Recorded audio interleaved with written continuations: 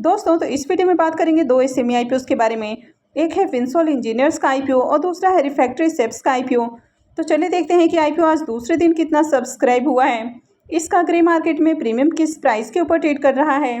तो चलिए वीडियो को शुरू करते हैं। लेकिन इससे पहले कि मैं वीडियो को शुरू करूँ, अगर आप इस चैनल पर पहली बार विजिट कर रहे हैं या फिर आपने चैनल अब तक सब्सक्राइब नहीं किया है तो चैनल को सब्सक्राइब कर लें और वीडियो को भी लाइक कर दें। सबसे पहले फिनसॉल इंजीनियर्स आईपीओ के बारे में बात करें तो आईपीओ 6 मई को ओपन हुआ था और ये 9 मई को क्लोज होने वाला है। फेस वैल्यू 10 रुपये पर शेयर है। बुकिंग प्राइस 75 रुपीज़ है और 1600 शेयर्स का लॉट है। आईपीओ के साइज को देखें तो आईपीओ 23.36 करोड़ का है और पूरी तरह से फ्रेश इशू का आईपीओ है। तो चलिए देखते हैं कि आईपीओ आज दूसरे दिन कितना सब्सक्राइब हुआ है। आईपीओ के डे 2 के सब्सक्रिप्शन को देखें तो दूसरे दिन आईपीओ 114.21 टाइम सब्सक्राइब हो चुका है। यहाँ पर QI20 पोर्शन में आईपीओ को 1.22 टाइम सब्सक्राइब किया गया है। HNI पोर्शन में आईपीओ 100 टाइम से ज़्यादा यानी कि 100.56 टाइम सब्सक्राइब होते हुए देखने को मिला है। वहीं पर रिटेल पोर्शन में देखें तो यहाँ पर आईपीओ को 184.86 टाइम सब्सक्राइब किया गया है। तो आईपीओ में देखें तो आज भी आपको धमाकेदार एप्लीकेशंस लगते हुए देखने को मिले हैं और हर पोर्शन के अंदर डिमांड आपको देखने को मिली है। अब तक रिटेलर्स की ओर से देखें तो आईपीओ में 1,19,000 से भी ज़्यादा एप्लीकेशंस लग चुके हैं। आईपीओ में अब तक लगने वाले बिडिंग अमाउंट को देखें तो आज आईपीओ का दूसरा ही दिन है और अब तक आईपीओ में देखें तो 1700 करोड़ रुपए से भी ज़्यादा की बिडिंग लग चुकी है। इसमें अगर QI20 की ओर से देखें तो QI20 की ओर से अब तक ज़्यादा एप्लीकेशंस नहीं लगे हैं और इनकी ओर से करीब 5.5 करोड़ रुपए लगते हुए देखने को मिले हैं। वहीं पर अगर HNI की ओर से देखें तो HNI की ओर से आईपीओ में 300 करोड़ रुपए से भी ज़्यादा की बिडिंग आ चुकी है। और अगर रिटेलर्स की बात करें तो रिटेलर्स की ओर से आईपीओ में 1400 करोड़ रुपए से भी ज़्यादा की बिडिंग देखने को मिल रही है। तो आईपीओ में सबसे ज़्यादा जो पैसा है अब तक रिटेलर्स की ओर से लगते हुए देखने को मिल रहा है। तो आईपीओ में 1700 करोड़ रुपए से ज़्यादा की बिडिंग आई है अब तक और इसमें से अकेले रिटेलर्स की ओर से ही 1400 करोड़ रुपए लगते हुए देखने को मिले हैं।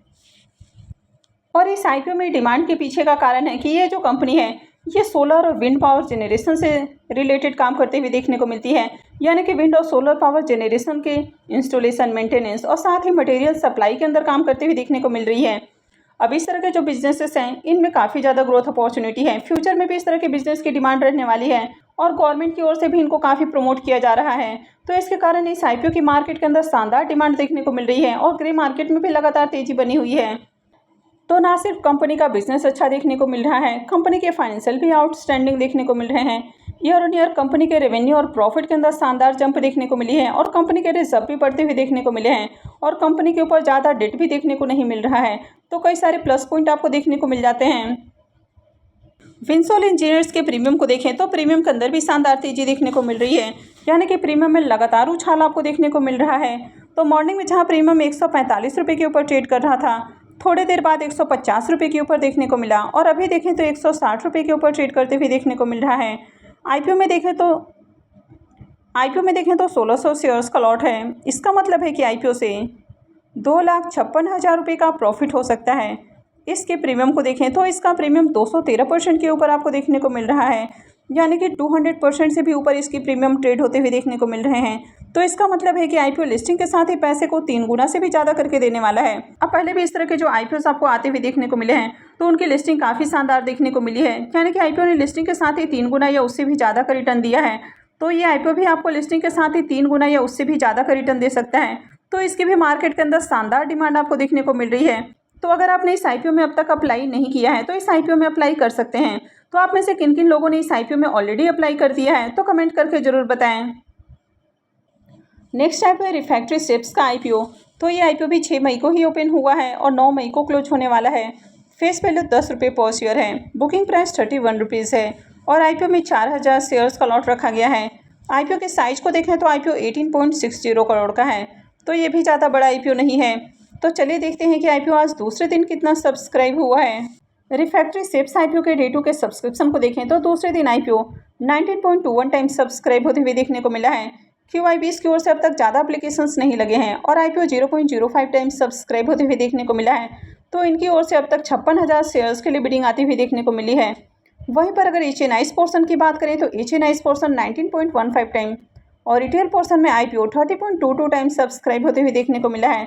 तो यहाँ पर देखें तो बहुत हाई डिमांड आपको देखने को नहीं मिल रही है। आईपीओ में देखें तो ठीक ठाक एप्लीकेशंस लगते हुए देखने को मिले हैं।